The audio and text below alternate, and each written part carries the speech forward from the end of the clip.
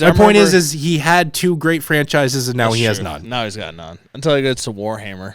Till he gets to Warhammer, yeah. The widely popular Warhammer. Yeah. I definitely didn't need to Google that one. The nerds are going to show up for that. I have no doubt they will. They will. And I'm glad that they won't have to compete for parking on that day.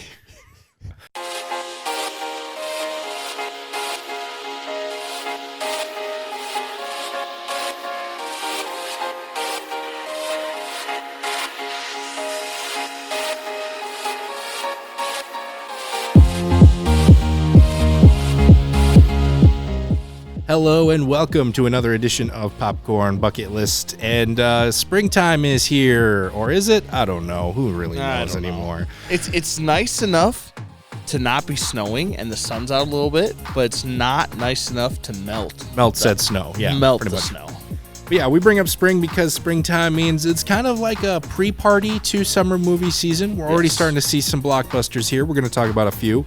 But the big one that came out this past weekend, Shazam, Fury of the Gods. There's a lot riding on this, I think, and there's been a lot of DC news over this past week. A lot. So we're going to cover as much of it as we can here. Shazam 2. Let's just kind of talk about the movie. What did we think of it? I think we were pretty much on the same page. We kind of both liked it, Yeah, right? we both enjoyed it. I think if you had seen the first Shazam, I think it's a very strong sequel. But yeah, the effects were cool. The storyline was good. A couple few surprises in there.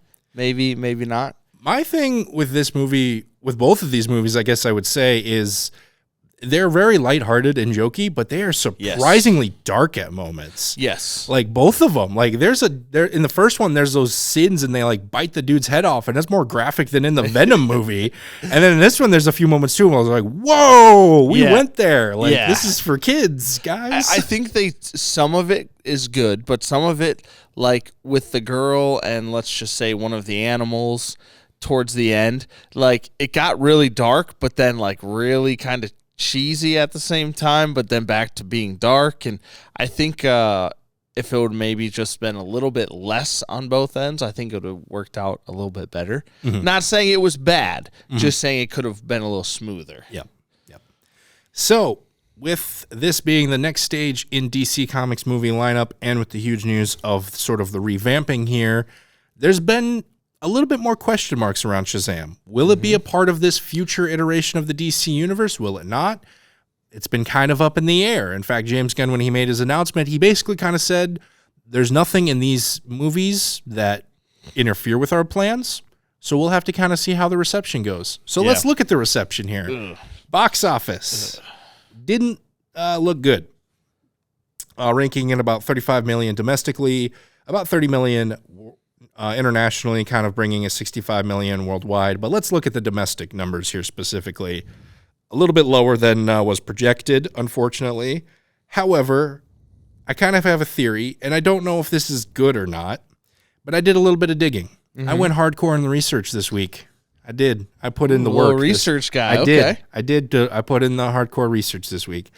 I was looking at the domestic opening weekends of all the DC Comics movies to see if this was as bad as it looked. 35 million is not good. But I would argue DC has sort of reached a plateau where it's not so much on the downhill like it was before. We've kind of reached our fan base. Yep. The people who are going to go out and see these movies are going to go out and see them. Case in point, I looked at all of them here, starting with Man of Steel. Pretty much all of the DC movies had a opening weekend of domestic box office over 100 million until after Wonder Woman. So it was the first Wonder Woman or the second one? The first Wonder Woman. So 4 in a row, it was over 100 million. Yep. All Zack Snyder's ones. Not all Zack Snyder's. Actually, only 2 of them are Zack Snyder's. Okay, all right. 50%. Come on. Well, okay, all right. Yeah, don't give them all the credit here. Plus, we're going to talk enough about Zack Snyder this week, to be honest. And then Justice League came out, talk about 50% Zack Snyder. Yep. And that was the only one to reach 93 million opening weekend. Aquaman, although had a lower opening weekend, is so far the only movie in this series to make $1 billion ever out of all of the movies. Mm-hmm. Shazam was a $53 million opening, and then Birds of Prey, this might have been the first nail in the coffin, supposedly, only had a $33 million opening weekend, which is a shame because honestly, that's my favorite one out of this DC movie lineup, out of the DCEU. Really? Yeah, surprisingly. I didn't think it either. And then I was like ranking them and I just kind of started putting them and I was like, kind of put it at the top and like none of them really passed. I was like, is Birds of Prey my favorite DCEU movie? And then I kind of went through, I was like, Birds of Prey is my favorite DCEU movie. I didn't know either. You put that over Man of Steel? Well above Man of Steel. Oh my goodness. We'll talk more about that later. Don't get ahead of me. But pretty much, I would argue almost every movie since then has been about a $30 million opening weekend, with two exceptions, technically. Wonder Woman 1984 had a $16 million opening. However, that was pandemic time, and so I looked it up. It was in half the amount of theaters. So about half the amount of 30 million, the math still kind of checks out there. And the only other real exception, Black Adam, 67 million, but that's Dwayne Johnson. Plus, there's been rumors that those numbers may have been flubbered. May have been forged. I don't know. One of those. The movie sold out, but the theater's half empty. I don't know. I'm reporting the rumor here. I got nothing to back that up. All right. So obviously it has gone downhill, but like I said before, have we reached sort of just the happy point for DC fans? But see, how much did the first Wonder Woman make again? First Wonder Woman was $103 million opening weekend domestically. Okay. But that one didn't make $1 billion worldwide, you said? No. The only one that did was Aquaman. I'm surprised the first Wonder Woman didn't. Maybe internationally. Yeah. But I can't remember where I got the billion thing for Aquaman, but yeah, that's all good. So I don't know. With this revamp, I think we have to lower our expectations. They're not going to make Avengers numbers, but arguably Avengers aren't even making Avengers numbers at this point. Avengers numbers are terrible right now. Compared to what they're used to, yes. Yes, compared to what they have been, yes. So, to the question, will there be a Shazam 3? A lot of that, James Gunn said, had to do with reception. Box office, a little bit lower. Critical reception's been about split down the middle. Yep. Personally, you'll go ahead. I was going to say, if they do a sequel, it's going to be around 2030. Yeah, that's when I'll see it. Yeah. If they do one, or maybe 2028. That's. I mean, you're not too far off because of how their plan is. They have such a long-term plan. Yeah. We've only heard the short term of it, but what we've heard goes till about 2028. So yeah, if we are going to see a third one, and that's a huge if at this point. Huge if. It's not going to be for another 5, 6, 7 years at least. Nope. So, but I'm kind of leaning towards we might not, if I'm going to be honest. If I had to bet money, I would say no. Do we want to place a bet and then check back on this 7 years from now? Yeah. Do we think we're going to remember it that long? Okay. You want to take no? I'll take no. Okay. What do I got? I think I got a. Is this? Are we doing Shazam 3 or Shazam in any of those movies? Shazam 3. Okay. I think he'll make a cameo. He's got to make a cameo. Got to make a cameo. I'll take it. I think I got a washer token, a dollar token. I'll bet that. Okay, that's all I got on me right now. I have one of those gold dollar things. Yeah, that could work. Perfect. Yeah, cool. Hey, we talk a lot about movies on this channel, but sometimes the ones we talk about aren't the most accessible. That's where the Marshall-Lyon County Library comes in handy. They have a great collection of physical media, as well as a couple of online services with many, many options for movies, TV shows, and documentaries. It's easy. Just get your own library card at the Marshall-Lyon County Library and gain access to their large variety of movies, TV shows, and of course, books. Also, be sure to check back every month as we here at Popcorn Bucket List make specific movie recommendations based on a monthly theme. This month, we're focusing on the greatest Best Picture winners of all time. So head on over to the Marshall-Lyon County Library for some of our favorites and check out the channel to get even more movie recommendations. And now, on with the show! But that wasn't the only news that came out for DC Comics this week. Ben Affleck now says he will not direct a DC movie. This is a little disappointing for me because James Gunn, he said he wanted Ben Affleck to do one. He's now at least making it sound like Ben Affleck is that he will not direct any of these DC Comics movies, mainly because his experience with the whole mess of Justice League and all that kind of left a bad taste in his mouth as far as working with Warner Brothers. So, Yeah, that one kind of hurt a little bit because there's a few of these movies in this lineup I could see him doing, and I could see him doing well. Yeah. But yeah, I could see if you have a bad taste in your mouth about that, then be done. Yeah. Get out of here. Yeah. He's done what he needs to do, I think, with this franchise. I think he thinks he's done what he needs to do with this franchise. Yep. But speaking of DC Comics directors, Zack Snyder was also back in the news. It was just one thing after another this past week when it came to DC Comics. I just was like, oh, yeah, we'll talk about that. And I was like, oh, well, we'll add that to the mix too. Oh, Zack Snyder posted a video? Cool. Let's add that too. Apparently, he posted to Twitter a voice of Darkseid telling us to save the date. So I did. I put it in my calendar. I said in my calendar from April 28th to April 30th, Zack Snyder told me to save the date. And it was kind of a mystery. What are we saving the date for? Is this the return of Zack Snyder? Is he going to be directing more DC projects? I don't know. Is this the return of the Snyderverse? I don't as know. many people theorized? No, it's not. It's not at all. We learned later on that it's actually just what they're calling, I think, SnyderCon, which, okay, time out here. Before I get into the actual story here, I respect Zack Snyder, but man, this guy is starting to look like he's got an ego. What director gets their own con? If there's a director out there who I think needs a con, it's Steven Spielberg, and even he doesn't have a con. No, Stanley Kubrick. But he's gone. Spielberg. Spielberg, Alfred Hitchcock, then Kubrick. Whoa.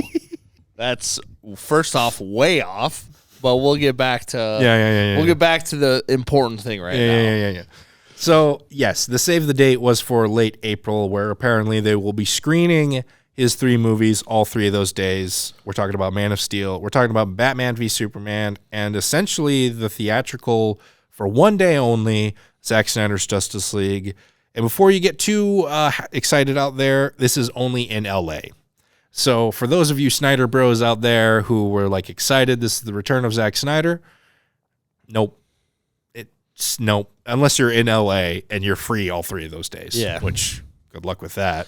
I'm sure it's going to be pretty cool. I wonder if any of the actors are going to be there and like what they're going to do. You know, because obviously they're going to do more than just screen the movie. People are going to talk and maybe they'll have props and I don't know. It'll be cool. I think this is going to be the most hyped event that ultimately fails, personally. Here's my reason why. A, you are restricting yourself to one city. B, you're restricting yourself to only 3 movies each one day. And C, you're restricting yourself to one fan base, which is Zack Snyder's fans. Now, I do not doubt there are fans of Zack Snyder out there. But when you looked at the campaign for return to the Snyderverse and bring back Zack Snyder and all that, and the Oscars things where people were making Zack Snyder movies the most popular movie thing or whatever, a lot of those people were keyboard warriors. They were bots. This is not me saying stuff. This is like Forbes did an article on this. This isn't me just being salty. So the fan base isn't as big as I think the people putting this con together think they are. Yeah. Well, like then realistically, he's only probably planning to have a couple hundred people there. Like, I think it's going to be like a couple hundred people. I don't think it's going to be any more than that. Oh, we'll see. I don't know. I feel like when you make your own con, your ego needs to get a little in check there. Yeah. But let's move on to a little recommending. This is a movie recommend show, so I wanted to stay on this topic because I talk to people, friends and family, and I try to convince them, no, I promise, DC Comics, they have good stories. They have good movies out there, but nobody believes me. So let's talk about a few DC Comics movies that I think are good, that you don't have to really know everything going into it. You know, a huge problem with these cinematic universes, both Marvel and DC, is you have to do a bit of homework. You have to know going into it. You have to know this backstory, that backstory, all that. So let's talk about some movies that you don't have to do that I think are really good DC Comics stories. The first one that I've got to talk about, because I got to talk about it, The Dark Knight. Now, yes, this is part of the Dark Knight trilogy, but I would argue you do not need to see Batman Begins or Dark Knight Rises to see this, because those two kind of do their own thing, and Dark Knight was kind of its own anomaly. And I've said it before, it's my favorite movie of all time. I think it deals with some difficult themes and puts the characters through some real challenges. So I think that's always a good one.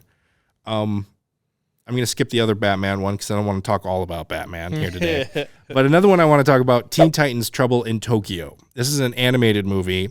It was a Cartoon Network show. I was going to say, is it the same animation as the show on Cartoon Network? So, okay, I should also mention, this is not Teen Titans Go.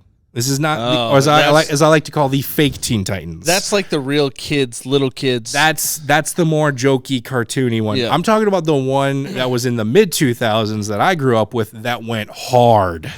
This show went hard, and this movie went even harder. This movie was essentially a series finale for the show.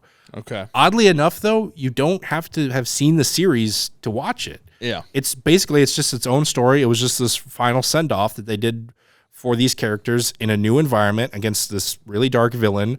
Some of the animation in this movie, I was like, whoa, you didn't, this is for a cartoon TV show. Yeah. And it went hard. Yeah. In some moments. Interesting. But some other DC Comics properties that I feel like deserve a little bit of love. Some people may not know about. V for Vendetta. This is yeah, I saw that on there, and I didn't know that was a DC Properties thing. Yeah, it's under the umbrella. It was like kind of a spin-off, like outer universe. Yeah, kind of an outer universe. Yeah, it has nothing to do with the actual DC. I don't even know if you call it an Outerverse, whatever it's called. They call it Elseworlds. Elseworlds, that's what it is. But I don't even think it's part of that. I think it's just kind of like a product of DC Comics, basically. But I rewatch this one every year on the 5th of November. And for those of you out there who have seen it before, know what I'm referencing there. Remember the 5th of November. Yep. And fair warning, this one hits a little too close to home. For a dystopian future, it's a little too real. Okay. For nowadays, if I'm going to be honest. So just a little fair warning if you do watch that one. But to a more lighthearted one, another one I'd like to talk about, Red and Red 2. This is the Bruce Willis, John Malkovich movie. I think Anthony Hopkins is in like the second one. Yep. This is another, it was just like a mini series that, like a graphic novel series that DC Comics put out. And I think it's a really fun movie. And thoughts and prayers to Bruce Willis. He was diagnosed with dementia. Yeah, some form of dementia. And he's having some difficult times. Yeah. I would argue this was one of the better ones, these Red movies, one of his better movies in his later career. In his later years, because obviously he was huge in the 80s and 90s, kind of carried over into the 2000s. But then he started doing some of the, I would say maybe lower budget, maybe not taken as seriously movies. I would say these are some of his better ones in his later part of his career. And even some of the later Die Hard movies were. Yeah. I'll watch this over Die Hard 4 and 5 any time of the week.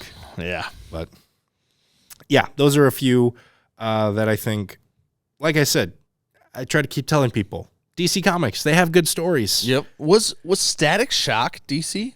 Static Shock is DC. Yes. Yes. Great, fantastic show. Yep. If you get a chance to watch it, I watched that when I was growing up. Love that show. That's a good one. That is a good one as well. Yes. But let's move on to the weekly preview, talking about what is coming up here this weekend. By the time this show comes out, Thursday, March 23rd, Furies. This is a Netflix, coming straight to Netflix, I should say, Vietnamese action movie. 3 female, essentially vigilantes who have been done wrong. I believe this is actually a prequel, sort of, to another movie that's on there called Fury. So if you've seen Fury, maybe check out the prequel here. Yeah. This is sort of their origin story and everything. A lot of hardcore action. Not really much more to say about that. Yeah. Let's all go to the lobby to get ourselves a treat. Let's take a quick break here and talk about the Marshall 6 Theater here in Marshall, Minnesota. They've got tons of great concessions to snack on while you're going to check out a movie at the theater. So make sure you get there early, get the snacks that you need, the refreshments, the drinks, all that fun stuff. And then make sure you also check out their website to make sure you get proper information on showtimes and some special deals. They've got Tuesday night discounts as well as Thursday night discounts. So you're going to want to check out their website, their Facebook page, all the fun stuff to make sure you know what's coming up and when to check them out. That's the Marshall 6 Theater here in Marshall, Minnesota. Let's all go to the lobby to get ourselves a treat. But speaking of action, Friday, March 24th, it's Chapter 4 of John Wick. That's right. He's back in theaters. Chapter 4 of the John Wick saga, with every assassin in the world after the Baba Yaga. John Wick must now fight for his freedom or die trying. Before we really get into this movie, however, I also want to say, unfortunately, this movie also has a little bit of sorrowness around it. Lance Reddick, one of the characters in this movie, unfortunately passed away last week. Unfortunately, couldn't see the premiere of this film. Was born in 1962 and passed away March 17th, 2023. He's also another one of those who has had a illustrious career. He's been in a lot of stuff. One of those actors that you've definitely seen in one or two things. Everyone has seen in one or two things. And just probably never got the recognition he deserved here. It's a shame because I thought his character was getting better and better throughout these movies. I was more and more interested in him, and he was getting more and more to do. I'm super looking forward to see him, as everyone else is going into this movie. Yeah, I'm so pumped for this movie. I really like John Wick, and I heard the first cut was like 3 hours and 45 minutes. And that's my only concern about this, because the cut, I believe, now is a little over 2.5. Like, it's just over 2.5. The thing that made the other John Wick You movies don't like long movies, though. Yeah, I don't like long movies. But the thing that made John Wick movies so good was that they were short and sweet. They were simple. True. The third one started getting more and more into the lore, and I wasn't as much into that. I just want to see John Wick on a horse killing people. And who knows? Maybe it's going to be 2.5 hours of that. I'll tell you what. If it's 2.5 hours of John Wick on a horse the whole time, I'll concede defeat on that one. I'd feel bad for Keanu Reeves because, ow. But I don't think it's going to be, because I've seen the trailer, and he's clearly not on a horse the whole time. He's not on a horse the whole time, no. But they are pulling off some epic action set pieces. They were already pulling off some epic action set pieces. There we go. In the third one. Mm-hmm. Even in the first one. Even in the first one. And then the third one took it even farther. I don't know how much farther you can go with these. Yeah. But then again, I said the same thing with Mission Impossible franchise, and they're on like their 7th or 8th one now. So true. This is a really morbid bet. Who's going to kill themselves in the stunt first, Keanu Reeves or Tom Cruise? Tom Cruise, probably, yeah. But I think the underdog could be Keanu. I think it could be.